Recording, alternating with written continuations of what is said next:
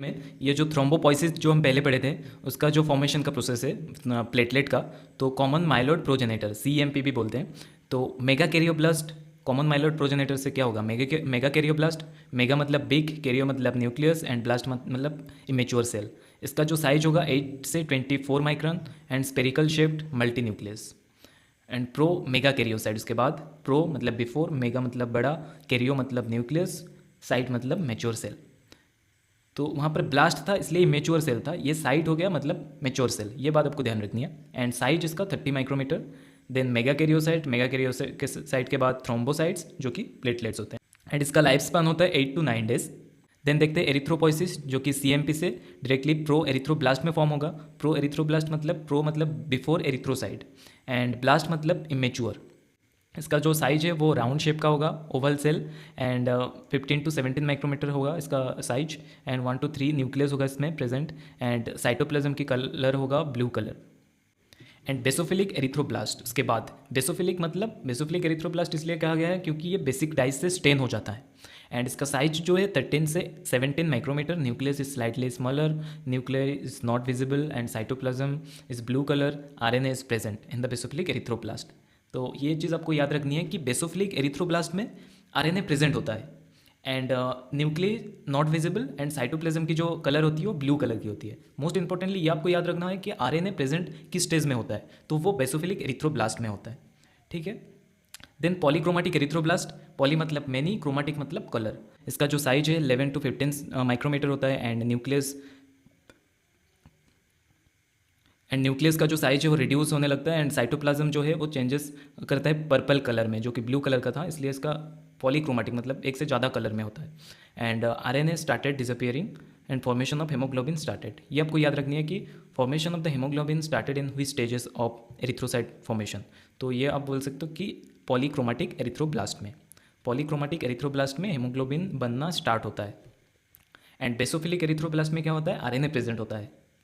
Erythroblast जो कि है हमारा fourth stage of erythrocyte and it absorb all the light except red under the visible light. तो visible light के under ये जो सेल्स है ये ऑल लाइट्स को, सभी लाइट्स को एब्जॉर्व कर लेती है एक्सेप्ट रेड कलर। तो ये इसका मेन कैरेक्टरिस्टिक है। और इसका सेल का जो साइज है 8 to 10 माइक्रोमीटर है and nucleus are very small and start disappearing.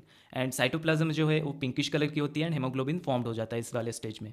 And then देखते हैं पॉलीक्रोमेटिक एरिथ्रोसाइट जिसे हम रेटिकुलोसाइट के नाम से भी जानते हैं and it's a multi colour stage of erythrocyte and इसका साइज जो होता है 8 माइक्रो, धीरे धीरे ये जो साइज है ये रिड्यूस होते जा रहे हैं एंड इट्स इमेच्योर एरिथ्रोसाइट जिसे हम बोल सकते हैं, क्योंकि reticulocyte is just above stage of the erythrocyte, complete erythrocyte, तो इसे हम इमेच्योर एरिथ्रोसाइट भी बोल सकते हैं। And nucleus are completely disappear, इसमें न्यूक्लियस नहीं होता and cytoplasm cresyl blue colour की होती है। Reticulocyte release into the peripheral bloods. तो ब्लड स्ट्रीम में ये जो finally reticulocyte then erythrocyte after 24 to 48 hours in peripheral blood reticulocyte mature into adult RBC। तो एरिथ्रोसाइट क्या होता है, जस्ट जो हम रेटिकुलोसाइट देखे हैं, तो रेटिकुलोसाइट जब आपके ब्लड स्ट्रीम में आ जाएगा तो 24 to 48 आवर्स के बाद ये कंप्लीटली एक एडल्ट RBC में फॉर्म हो जाएगा। देन नॉर्मल RBC का जो साइज होता है वो बाइकॉन्केव शेप होता है उसका शेप एंड साइज जो है 7.3 माइक्रॉन एंड नॉन न्यूक्लिएटेड होता है ऑब्वियसली एंड कॉन्टेन हेमोग्लोबिन होते हैं इसमें। तो हेमोग्लोबिन का जो फॉर्मेशन का जो प्रोसेस है वो मैं आगे के वीडियोस में बहुत अच्छी तरीके से समझाऊंगा, so keep watching our videos daily and whole process takes 3 to 5 days. ये जो एरिथ्रोपोइसिस का जो प्रोसेस है ये 3 से 5 दिन लगता है इसको टोटल प्रोसेस को कंप्लीट करने में एंड इसका जो लाइफ स्पैन है एरिथ्रोसाइट का RBC का ये 120 डेज होता है। देन कुछ एडिशनल चीज़ हम देख लेते हैं हेमाटोपोटिक स्टेम सेल के बारे में, क्योंकि मैंने बोला था कि हेमाटोपोटिक स्टेम सेल के बारे में और कुछ बताऊंगा आगे के वीडियोस में। तो haematopoietic stem cells are the special type of cell which has a property to provide the blood cells, with that it will maintain its own population. तो हेमाटोपोटिक स्टेम सेल एक स्पेशल टाइप के cell होते हैं जो कि अपने ही जो population है उसको मेंटेन करने के साथ साथ वो अदर जो ब्लड एलिमेंट्स होते हैं, जो RBC WBC प्लेटलेट्स होते हैं, इसको भी बना लेते हैं। तो फॉर एग्जांपल बेहतर समझने के लिए मान लीजिए कि एरिथ्रोसाइट का ये जो एरिथ्रोसाइट 10 नंबर ऑफ एरिथ्रोसाइट हमारे पास है और ये RBC में फॉर्मेशन होगा, मतलब RBC में कन्वर्ट होगा। ये मान लीजिए कि एरिथ्रोसाइट का पहला वाला स्टेज है। तो ये अगर 10 नंबर ऑफ एरिथ्रोसाइट रखे हैं, इमेच्योर एरिथ्रोसाइट, तो ये ग्रो होकर RBC में फॉर्म हो जाएगा। ठीक है, कोई दिक्कत नहीं है। बट स्टेम सेल ऐसे नहीं होते। स्टेम सेल के पास एक स्पेशल कैपेबिलिटी होता है जिसके वजह से ये क्या होता है कि अगर 10 नंबर ऑफ स्टेम सेल है आपके पास तो ये ग्रो होकर RBC में तो फॉर्म होगा ही, 10 नंबर ऑफ RBC में तो फॉर्म होगा ही, बट ये उसके साथ अपने ही पॉपुलेशन को मेंटेन करके रखेगा। मतलब स्टेम सेल जो है ये खुद के पॉपुलेशन को भी वैसे का वैसे ही रखेंगे। जिससे कि बाद में भी ये सेलुलर पोइसिस की प्रोसेस को कंटिन्यू कर सके. Then hemopoietic stem cell is the first. Then hemopoietic stem cells is first appear in yolk sac during intragestational life around third week.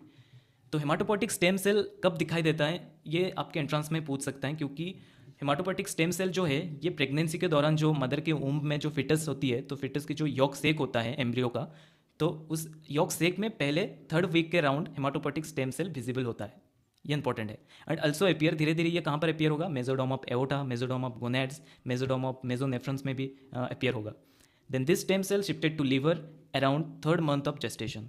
तो प्रेगनेंसी के 3 महीने के बाद ये क्या होगा कि ये जो स्टेम सेल जो हमारे यॉक सेक में था मेनली, ये शिफ्टेड होकर लीवर में आ जाएगा एंड हेमाटोपोइसिस का प्रोसेस कैरी ऑन करेगा. And very little amount of haematopoiesis will start in spleen and lymph node. और जो स्प्लीन और लिम्फ नोड है उसमें भी हेमाटोपोटिक स्टेम सेल का जो डिपोजिशन कुछ मात्रा में होगा, जिससे कि वो हेमाटोपोइसिस स्टार्ट कर पाएंगे, बहुत ही कम मात्रा में. But to the time of birth haematopoiesis continuously going on in the liver, but after the birth 4 month of the birth और haematopoietic stem cell migrate to the bone marrow permanently. तो क्या होता है कि अप टू द बर्थ, मतलब जन्म से पहले तक हेमाटोपोइसिस जो वो हेमाटोपोइसिस का जो प्रोसेस है वो कंटिन्यूसली लीवर में ही होता है primarily. But after the birth, जन्म के बाद इवेंचुअली 4 महीने बाद haematopoietic stem cell migrate to the bone marrow permanently. Haematopoietic stem cell liver से फिर से बोन मैरो में परमानेंटली शिफ्टेड हो जाएगा एंड ब्लड फॉर्मेशन करेगा. एंड एक्टिवेटेड बोन मैरो और नॉन एक्टिवेटेड बोन मैरो ये भी होते हैं. तो एक्टिवेटेड बोन मैरो मतलब रेड मैरो जो है उसको हम एक्टिवेटेड बोन मैरो कहेंगे, and non activated bone marrow मतलब yellow bone marrow, yellow colour की दिखाई देगा. तो येलो किस लिए, initially haematopoietic stem cell are very limited. तो हेमाटोपोटिक स्टेम सेल बहुत लिमिटेड होते हैं ड्यूरिंग द बर्थ. तो इस केस में डिपोजिशन ऑफ जो फैट सेल्स होते हैं वो डिपोजिट हो जाते हैं बोन मैरो में, तो इसलिए इसका कलर येलो अपीयर होता है. After birth to till puberty, जन्म के बाद प्यूबर्टी तक जो बोन मैरो होते हैं, जो ऑल बोन्स होते हैं हमारे बॉडी का, सभी बोन्स के बोन मैरो में हेमाटोपोइसिस का जो प्रोसेस है वो कंटिन्यूसली कैरी ऑन रहेगा.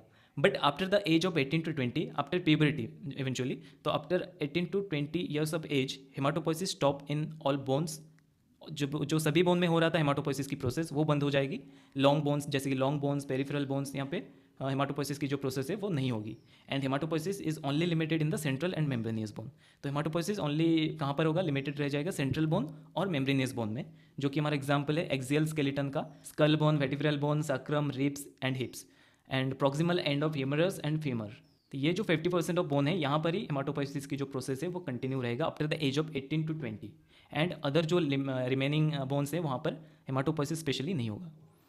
इन the adult, so 50% bone marrow is activated and 50% is non activated, जो कि येलो बोन मैरो.